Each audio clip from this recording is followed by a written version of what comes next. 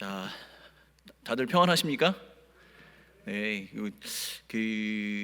오후 예배를 저희가 이제 이렇게 몇 번 이렇게 예배를 진행하다 보니까 7월에 대해서 오후 예배는 조금 다들 조금 힘드신 것 같아요. 자, 이 시간에 우리가 한번 우리 마음의 믿음의 표현, 또 우리 또 잠을 깨는 의미에서 우리의 믿음의 분량만큼 큰 소리로 박수를 하면서 하나님께 영광의 박수 한번 올려드리도록 하겠습니다. 박수 영광을 하나님께 올려드리겠습니다.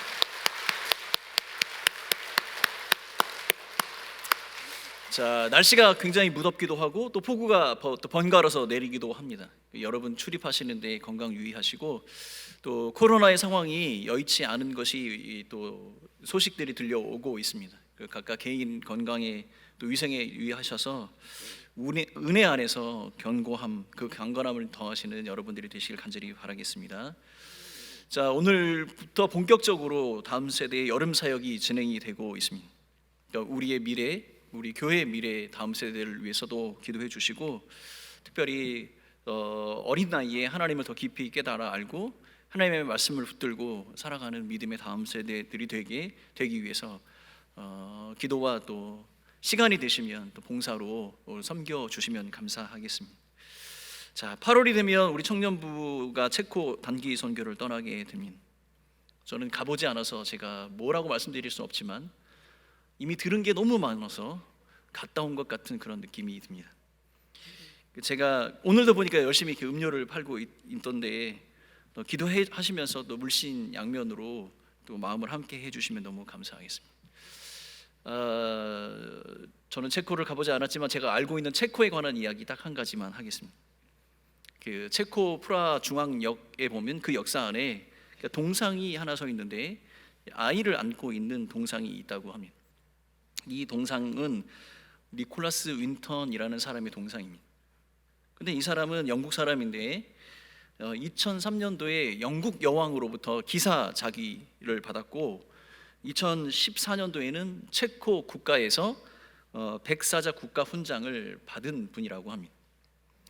근데 그가 이제 기사자기와 훈장을 받게 된 배경, 그 스토리가 있는데, 그가 20대 때, 그러니까 1938년도에 전 유럽이 나치 독일의 어떤 그러한 그 전쟁의 위험 속에 있을 때 인종 청소라는 그러한 만행과 그 악행으로 많은 유대인들이 죽음을 당하게 됐습니다. 니콜라스 윈턴이 체코를 방문해서 자기 친구가 하고 있는 난민 캠프를 방문하게 됐는데, 그곳에서 부모를 잃고 그 난민 수용소에 있었던 그 유대인 아이들을 발견하게 됩니다. 그래서 그가 마음속에 이대로 두면 저들도 나치의 만행 속에 목숨을 잃을 수밖에 없는 그런 상황이 있겠다라는 그런 생각이 들어서 그것을 두고 볼 수 없어서 그는 8차례에 걸쳐서 그 아이들을 영국으로 피난을 시키게 됩니다. 총 669명의 아이들이 그 피난 열차를 타서 그 죽음의 사제에서 벗어나 영국에 정착을 하게 됩니다. 그런데 니콜라스 윈턴은 이 사실을 숨기고 살았습니다.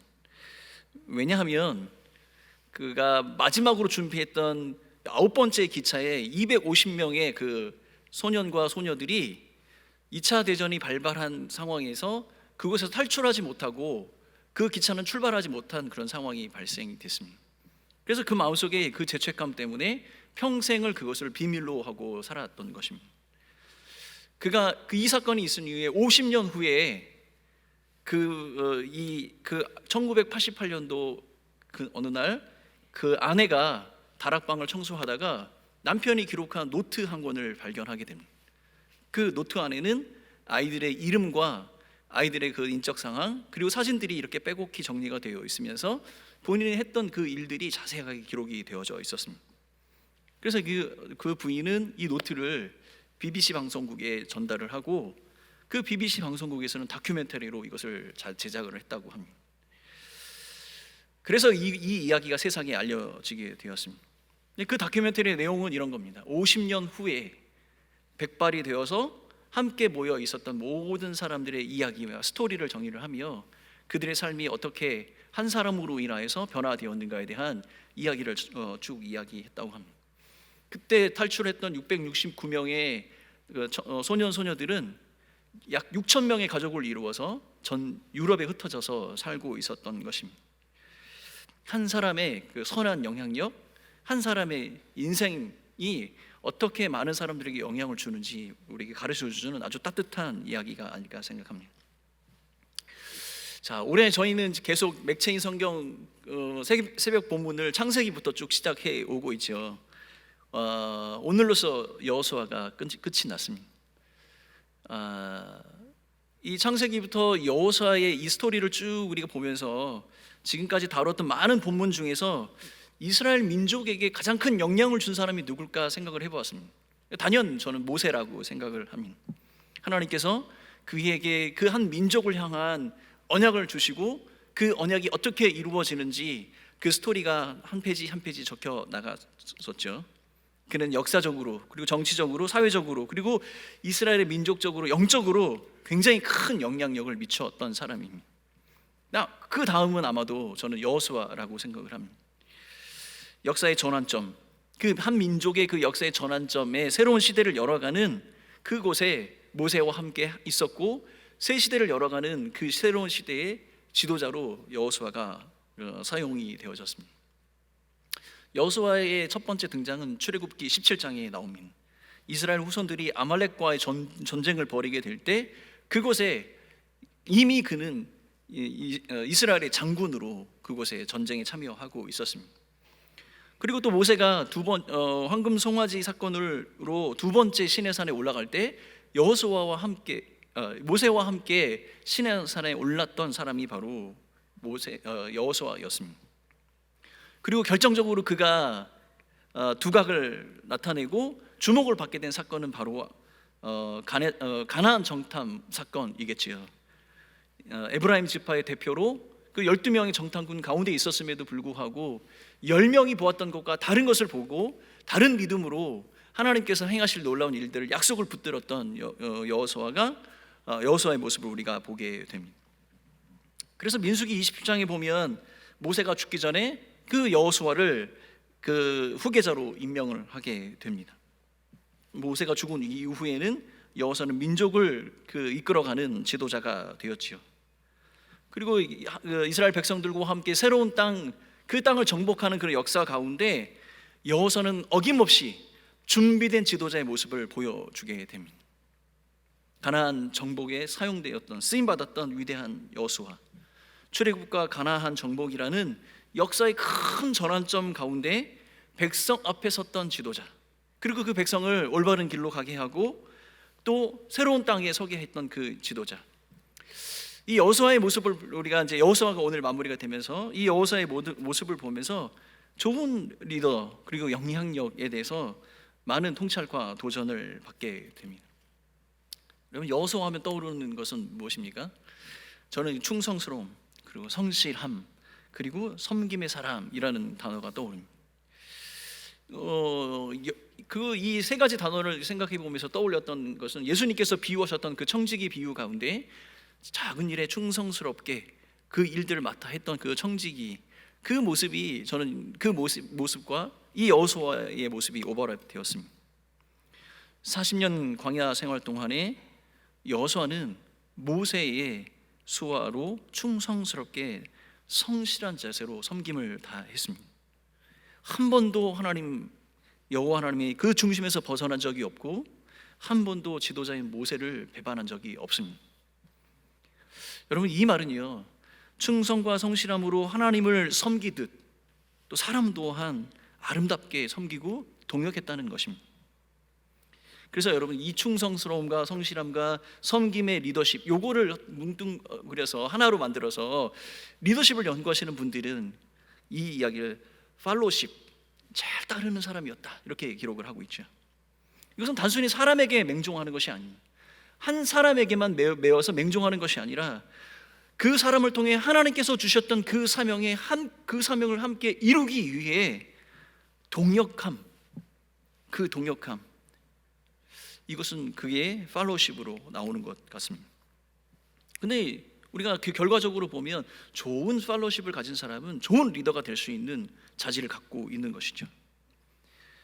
여호수아는 아주 탁월한 지도자로서의 능력을 가지고 있었습니다. 그가 전쟁을 한 것을 보면 굉장히 그 전쟁, 자기에게 맡겨진 그 일에 아주 탁월한 사람이었던 것이죠. 그런데 여러분, 그의 승리의 비결이 그 개인의 능력에 있지 않다고 분명히 성경은 우리에게 가르쳐 주고 있습니다. 그는 늘 하나님의 영과 함께 했다. 그렇다면 여러분, 그가 사람을 잘 따르는 것과 함께 그 하나님 한 분을 정말로 잘 따르는 그 하나님과 동행하는 사람이었다는 것을 우리는 알 수 있겠죠.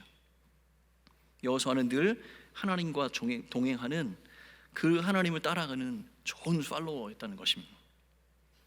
잘 섬기고 잘 따르는 사람이 좋은 리더가 될 수 있다라는 말씀인 것이죠. 하나님께서는 그 여호수아 그 성품을 아시고 모세의 뒤를 이어 이스라엘의 지도자가 되도록 하셨던 것입니다. 그리고 또 여호수아하면 생각나는 건 이런 것입니다. 그는 자기의 사심보다 부르신 그 사명에 더 충실했던 사람입니다. 여러분, 가나안 정복 이후에 각 지파별로 땅을 분배하게 됩니다. 여러분, 전쟁도 참 힘든 일입니다. 그래, 그 전쟁의 결과물로 얻게 된 그 땅들을 분배하는 일도 사실은 쉽지 않죠. 왜냐하면 다양한 사람들의 이권이 거기에 연결되어 있기 때문입니다. 그런데 여호수아는 아주 탁월한 수완과 자기에게 주신 그 사명의 충실함으로 삶의 모본으로 이 일을 은혜롭게 잘 마쳤습니다. 여호수아 19장에 보면요, 모든 12지파들의 땅을 나누고 난 다음에 가장 마지막에 자기의 땅을 얻게 됩니다.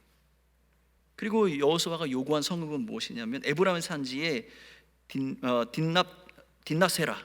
오늘 이제 본문에는 약간 이제 다르게 나오는데, 이 딘나세라는 이 땅은요, 에브라임 산지에 파괴된 아주 작은 성읍입니다. 다시 새로 건축해야 하는 그런 곳입니다. 만약에 자기가 리더이고 자기가 모든 전쟁의 승리의 결과에 공헌한 바가 있다면 어떤 땅을 취하도 누구와 뭐라 할 사람이 없겠지만, 그가 선택한 것은 하나님께서 주신 이 공동체의 사명을 완수하는 그 마지막 퍼즐 한 자리에 서기를 간절히 원했던 것입니다. 그런 자기의 사심보다 그 사명에 충실한 지도자의 모습을 본 사람들은 그 사람과 함께 그 동일한 비전과 그 사명에 헌신하게 되겠죠. 하나님의 부르심, 그 사명에 충성스러운 사람은 눈앞에 보이는 전쟁의 두려움이나 그 무서움에서 벗어날 수 있고, 가난이나 육체의 고통을 두려워하지 않습니다. 오직 주께서 주신 그 사명을 완수하기 위해 위대한 도전의 길을, 그 발걸음을 걷게 되는 것이죠. 또한 그 발걸음을 본 뒤에 따르는 사람들은 동일하게 그 지도자와 함께 그 길을 걷게 되는 것입니다. 근데 이러한 여호수아의 삶의 원동력은 바로 견고한 믿음에 있었습니다. 자신과 백성들에게 주셨던 그 하나님의 언약, 그 언약을 믿는 견고한 믿음.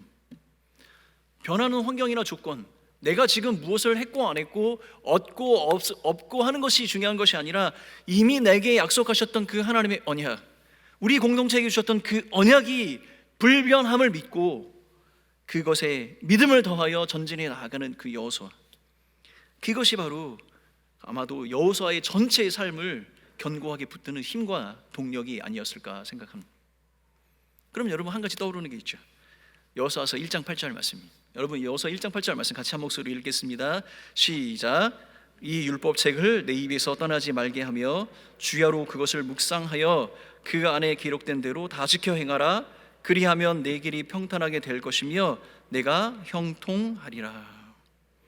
결과적으로 보면요, 여호수아 1장에 그가 새로운 시대의 리더로 서고 지도자로 설 때 하나님께서 그에게 명령하신 그대로 그 율법을 내 입에서 떠나지 않고 주야로 그것을 묵상하며 좌로우로 치우치지 아니하고 내게 주신 그 사명을 향해 믿음의 한 발짝 한 발짝 걸어간 그 결과로 모든 길이 평탄하게 되고 형통함을 입었다는 것입니다. 여호수아서 1장 8절의 말씀이 그대로 그의 삶 가운데 이루어지고 결과적으로 드러났다는 것이죠. 역사의 전환점에 있어서 전쟁의 두려움 속에 있었던 백성들을 이끌고 이끌어 성취된 언약의 그 축복의 앞에 세우고 그것이 우리 공동체가 바라보아야 할 방향이라고 제시할 수 있는 사람, 그게 바로 위대한 지도자 여호수아였던 것입니다. 그러면 여러분, 우리가 이 다음 세대가 이제 여름 성경학교 시즌이잖아요. 우리 다음 세대를 위해서 이렇게 기도해야겠죠. 사랑하는 하나님, 우리의 다음 세대가 여호수아와 같이 충성스럽고 성실함으로 하나님 한 분만을 따르는 자들이 되게 하여 주옵소서. 여러분, 이때 아멘 하셔야 되는 겁니다. 이렇게 좀 이렇게 몽롱한 상태로 계시면 안 되는 겁니다. 제가 다시 하겠습니다. 우리의 다음 세대가 여호수아와 같이 충성스럽고 성실함으로 하나님 한 분만을 따르는 자들이 되게 하여 주옵소서. 인생의 문제를 두려워하지 않고 각각 개인에게 주신 그 사명을 발견하고 헌신케 하옵소서. 세상을 변화시키는 리더가 되게 하시고 사람을 축복하는 리더들이 되게 하여 주옵소서. 사랑하는 성도 여러분, 우리의 다음 세대가 이러한 여호수아와 같은 리더, 여호수아가 되기를 간절히 바라는 마음으로 중보 기도해 주시면 감사하겠습니다. 자, 이제 여호수아가 오늘로 끝났으면 내일부터는 어디죠? 네, 우리 저기 성경 목록가를 한번 쭉 불러볼까요? 자, 여호수아 묵상이 끝났으면 내일부터는 어디죠? 사사기입니다. 내일부터 우리가 사사기를 묵상하게 될 것입니다. 근데 이 사사기는요, 여러분, 우리가 다 이 결과를 우리가 많이 읽었기 때문에 알고 있죠. 영적인 어떤 위대한 영적인 지도자들의 그림자에 가렸던 백성들의 참 모습이 드러나게 됩니다. 이런 이 사사기 전체를 아우르는 결과와 같은 그런 아주 이 유명한 말씀이 있죠. 사사기 21장 25절 말씀입니다. 사사기 21장 25절 말씀을 한 목소리로 읽겠습니다. 시작. 그때에 이스라엘의 왕이 없으므로 사람이 각기 자기의 소견에 옳은 대로 행하였더니. 여러분, 이 말씀이 사사기 전체 맨 마지막에 나옵니다. 이 사사기의 결론과 같은 이야기고, 사사기에 우리가 보게 될 많은 사람들의 모습이 한 문장으로 딱 응축되어서 그림으로 그려지게 되는 것이죠. 사사 시대의 약 400년의 그 암흑기가 이러한 모습으로 진행되어지는 겁니다. 그러면 여러분, 이 사사기의 맨 마지막 절 결론과 같은 이 이야기가 어떻게 출발하는지 여러분 알고 계십니까? 이 사사기의 맨 첫 장 첫 절의 시작을 어떻게 하고 있는지 알고 계십니까? 사사기 1장 1절의 첫 구절은 이렇게 시작합니다. 여호수아가 죽은 후에 왕이신 여호와 하나님을 섬기지 않고 마치 하나님 없이 없는 사람들처럼 자신들에게 주신 언약과 사명을 잃어버리고 각자가 자기 자신을 위해서 자기 의견대로 범죄하며 살아가는 이스라엘 백성들, 그 암흑의 400년을 살아가는 사람들의 그 첫 출발점이 이 한 사람의 죽음으로부터 시작된다는 겁니다. 여러분, 오늘 본문을 쭉 살펴보면요, 온 백성은 여호수아가 살아있는 동안 주님을 잘 섬겼다고 이렇게 되어 있습니다. 그들은 여호수아가 죽은 뒤에도 여호수아와 함께 있었던 그 장로들, 이스라엘 백성들에게 베푸셨던 큰 일들을 보았던 사람들이 살아있는 동안에는 여호와 하나님을 잘 섬겼다, 이렇게 기록이 되어져 있습니다. 그런데 문제는 그들이 떠난 이후에 새로운 세대, 다른 세대가 나왔을 때 문제가 일어나는 겁니다. 그 상황을 10절에, 오늘 본문 10절에 아주 잘 설명을 하고 있습니다. 10절 말씀 같이 한 목소리로 읽겠습니다. 10절 시작. 그 세대의 사람도 다 그 조상들에게 돌아갔고 그 후에 일어난 다른 세대는 여호와를 알지 못하며 여호와께서 이스라엘을 위하여 행하신 일도 알지 못하였더라. 다른 세대, 다른 세대, 여호수아와 여호와 함께했던 그 모든 세대가 떠나간 이후에 세워진 다른 세대들은 여호와를 알지 못했다. 그리고 여호와께서 이스라엘을 위하여 행하신 그 일들을 알지 못했다, 이렇게 기록을 하고 있습니다. 여러분, 우리가 알다라는 단어는요, 야다, 이 어떤 관찰이나 경험으로 우리가 이해가 되는 것이 마음으로 완전히 이해가 될 때 쓰는 단어입니다. 근데 여러분, 이것을 여호수아서 23장에 이미 한번 이야기를 했습니다. 자기가 인생을 회고하면서 이렇게 얘기합니다. 여호수아서 23장 14절, 보라, 내가 이제 곧 온 세상의 사람들이 가는 그 길로 갈 것이다. 내 인생이 이렇게 마감이 된다. 그런데 너희가 모든 사람의 마음과 뜻으로 알고 있는 그것,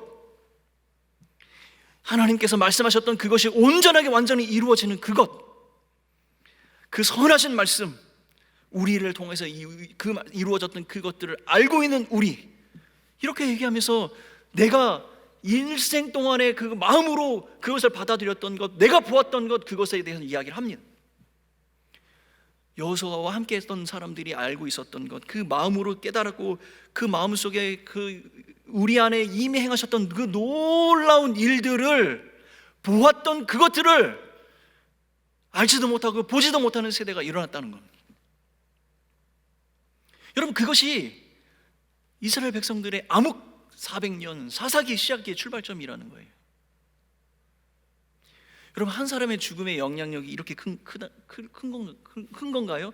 저는 이게 제가 이 사사기를 묵상을 시작을 하면서 어떻게 이런 일이 일어날 수 있을까? 그 승리와 그 정복의 기쁨을 누리던 백성들이 어떻게 이렇게 암흑의 시대를 살아갈 수 있을까? 그 질문과 고민이 내 안에 일어났습니다. 근데 한 사람의 죽음으로부터 이것이 출발한다는 겁니다. 사랑하는 성도 여러분, 우리가 여호수아를 묵상하면서 앞에 우리가 기도했던 것처럼, 사랑하는 하나님, 우리 다음 세대가 여호수아와 같은 그러한 사람들, 믿음의 사람들, 믿음의 세대들이 되게 하여 주옵소서 기도했다면, 여러분, 이 대목에서 우리 한 가지 또 기도 제목을 발견해야 합니다. 우리가 살고 있는, 현재 우리가 지금 함께 살고 있는 우리 앞선 세대가 기억하고 있고 우리가 깨닫고 알았던 그 하나님, 그 하나님을 우리의 다음 세대들도 기억할 수 있게 하여 주옵소서. 우리의 다음 세대도 그 하나님을 경험할 수 있게 하여 주옵소서. 여러분, 이것이 여호수아를 마감하고 사사기를 시작하면서 우리가 다시 한번 붙들어야 할 기도 제목이 아닐까 생각합니다. 사람들이 모일 때마다, 우리의 후손들이 모일 때마다 여호수아의 용맹스러운 믿음과 그 모습과 갈렙의 그런 믿음을 이야기하며 조상들의 삶을 통하여서 하나님께서 하셨던 그 언약의 신실한 실행자 우리 하나님을 기억하고 이야기했다면, 아마도 여러분 사사기의 결론 자체가 완전히 달라졌을 겁니다. 그래서 생각을 해봤어요. 만약에 여호수아의 그 삶이, 여호수아가 가졌던 그 믿음의 결과들이 대대손손 믿음의 유산으로 흘러갔다면 아마도 사사기의 결론은 이렇게 마감하지 않았을까요? 제가 쓴 사사기 21장 25절의 결론입니다. 그때 여호와께서 이스라엘의 왕 되심을 사람마다 깨닫고 하나님의 뜻을 따라 믿음으로 행하였더라. 위대한 민족의 지도자 여호수아, 역사의 전환점을 기록했던 그 여호수아, 그가 쓰임받았고 그를 통하여서 하나님께서 행하셨던 놀라운 일들을 통하여서 우리가 깨닫고 배우는 것이 많습니다. 그런데 한 가지 우리가 배워야 할 아쉬움이 있다면, 그가 가지고 있었던 긍정적인 믿음과 하나님께서 주셨던 축복, 하나님께서 행하셨던 그 믿음의 역사가 대대손손 흘러가지 않았다는 사실입니다. 우리가 여호수아를 마감하고 사사기를 묵상하며 우리의 다음 세대를 기억하면서 우리가 한 가지 기도해야 할 기도의 제목은, 우리가 경험했고 우리가 깨달았던 그 하나님, 우리에게 언약으로 함께 하셨던 그 하나님, 그 하나님의 역사가 우리의 다음 세대의 마음에 되새겨지고 우리의 다음 세대의 그 마음에도, 그들의 생각과 그들의 삶에도 그 하나님의 역사가 드러나게 하여 주옵소서. 이것이 우리가 품어야 할, 여호수아를 묵상하며 품어야 할 기도 제목이 아닐까 생각합니다. 사랑하는 성도 여러분, 호랑이는 죽어서 무엇을 남깁니까? 네, 가죽을 남깁니다. 그러면 사람은 죽어서 무엇을 남깁니까? 이름을 남깁니다. 여러분, 저는 이 말을 실감하는 곳이 있습니다. 호랑이는 죽어서 가죽을 남기고 사람은 죽어서 이름을 남기는 곳, 저는 이것을 부활산에 갈 때마다 이것을 느끼게 됩니다. 저는 장례를 치르고 부활산에 가서 부활산 그 장례와 상관없이 그 부활산의 그 묘비 사이를 걷는 것을 너무 좋아합니다. 그리고 한자로 된 이름, 또 한글로 써여 있는 그 이름들을 하나씩 읽어봅니다. 저랑은 일면식도 없습니다. 그분들의 모습을 본 적도 없습니다. 근데 그 묘비에 새겨진 이름들을 하나씩 읽어보면서 문득문득 내가 들었던 그 이름들, 그들이 살았던 그의 모습들을, 그 이름 속에 담겨진 그들의 삶들을 기억해 봅니다. 그리고 그 이름에 새겨진 그 믿음의 흔적들을 하나씩 하나씩 되새겨 봅니다. 이들의 믿음의 결과가 지금 나에게 임하고 있구나. 이들의 믿음의 길을 먼저 갔던 우리의 선배들의 삶이 지금 우리의 모습 속에 담겨져 있구나. 사랑하는 성도 여러분, 여러분은 다음 세대들을 위해서 무엇을 남겨 주시겠습니까? 그리고 여러분, 우리의 다음 세대들이 그들의 다음 세대들에게 무엇을 남겨주기를 기대하고 계십니까? 나의 삶을 위해서 행하셨던 그것, 여호와의 은혜와 그 권능이 우리의 다음 세대들에게 아름다운 신앙의 유산으로 물려지도록 간절히 기도해야 하겠습니다. 내가 누렸던 축복과 은혜를 기억하는 것 같이 우리의 다음 세대들 또한 그들이 누리는 하나님의 축복과 은혜를 기억하고 그들의 다음 세대들에게 아름다운 신앙의 유산으로 물려주는 그러한 신앙의 공동체, 믿음의 공동체가 되기를 간절히 기도하는 우리 모두가 되어야 하겠습니다. 세대가 갈수록, 시간이 흘러갈수록 더 분명하게 드러나는 그리스도의 복음과 하나님의 축복으로 충만한 그런 교회, 우리의 삶 가운데 드러났던 그 하나님의 영광이 우리의 다음 세대, 그 다음 세대, 다음 세대에도 드러나는 그러한 공동체, 시간이 갈수록 더욱 빛나는 은혜의 공동체, 그러한 공동체가 되기를 간절히 소원하며 살아가는 성도들이 되시길 간절히 바라겠습니다. 우리가 떠난 이후에 우리의 믿음을 다음 세대와 그 다음 세대의 신앙의 유산으로 아름답게 물려주는 그러한 공동체, 그러한 공동체를 위해 기도하시는 여러분들이 되시길 간절히 바라겠습니다. 사랑하는 성도 여러분, 여호수아서를 묵상을 마감하며 우리의 다음 세대의 사역을 기억할 때, 여름 사역을 기억할 때 이것이 또한 우리가 감당해야 될 사명임을 기억합시다. 우리가 누리는 거, 우리가 깨달았던 그 하나님의 축복과 은혜를 다음 세대에 아름다운 유산을 물려주고 그것이 또한 우리 교회의 전통과 아름다운 유산이 될 수 있도록 기도하며 함께 동역하는 믿음의 성도들이 되시기를 예수님의 이름으로 축원합니다. 자, 한번 자막 띄워주세요. 우리 한 목소리로 한번 크게 외쳐보겠습니다. 여러분, 길지 않습니다. 한 목소리로 크게 우리 한번 외쳐보겠습니다. 시작. 우리의 믿음을 다음 세대와 그 다음 세대에게 신앙의 유산으로 물려주는 공동체, 여러분 이것을 위해서 기도하며 이것을 위해서 헌신하는 우리 모두가 되기를 간절히 바라겠습니다. 이런 공동체가 되게 하여 주옵소서. 기도하는 우리 성도들 되시길 간절히 바라겠습니다.